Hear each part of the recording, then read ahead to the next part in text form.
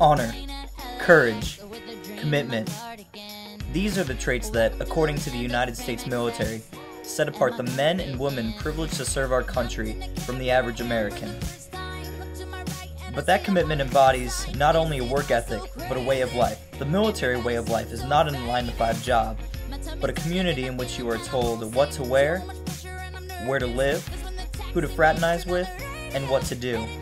When you commit to the military, you agree to follow all of their rules, regardless of your political preference, regardless of your religious preference, or regardless of your sexual preference. Over the past few years, there has been a controversy over whether or not homosexuals should be admitted into the United States military. In 1993, the Clinton administration issued the Don't Ask, Don't Tell policy. This policy stated that if a soldier was openly gay, they had to be banned from the military. CQ researcher journalist Peter Cattell references in his article, "Should the ban on homosexuals be lifted?" that the military law states that, quote, "The presence in the armed forces of persons who demonstrate a propensity of intent to engage in homosexual acts would create an unacceptable risk to the high standards of morale, good order and discipline, and unit cohesion that are the essence of military capability," unquote. This is basically saying that homosexuals are a risk in the military due to their controversial stance with their sexuality. The Articles of War state in Title 10, Subtitle A, Part 2, Chapter 37, Section 654, Finding A, Subfinding 13 that, quote, "The prohibition against homosexual conduct is a long-standing element of military law that continues to be necessary in the unique circumstances of military service," unquote. For almost 100 years, the military has placed a ban on having homosexuals serve in the armed forces. Patel says, quote, "The U.S. military explicitly prohibited homosexuality in 1916 through an anti-sodomy provision in the Articles of War," unquote. The military has always had a moral standard higher than the rest of the nation. If the whole subject of being a homosexual is so controversial, then how can the military retain these moral standards if they allow such a controversy in their forces? If they allow homosexuals in the military, then what's next? Are they going to lower the age to enter the military from 18 to 14?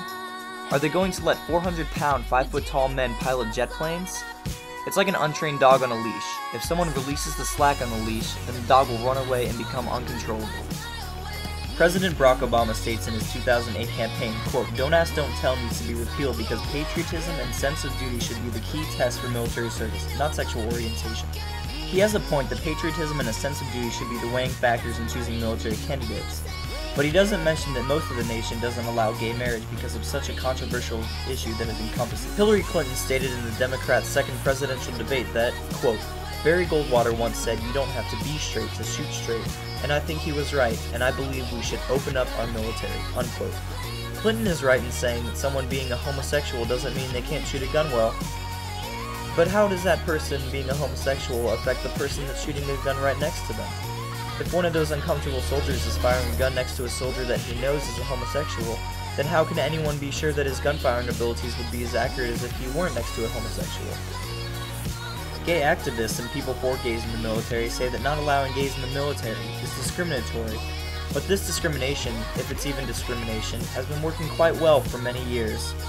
Is it really safe to have people who are uncomfortable working with gays in the same unit as gays, operating machine guns, planes, and heavy machinery? It's not a matter of sexual preference, it's a matter of safety and trust. Compromising the cohesion of a unit is compromising the safety of a unit. Can't buy me love.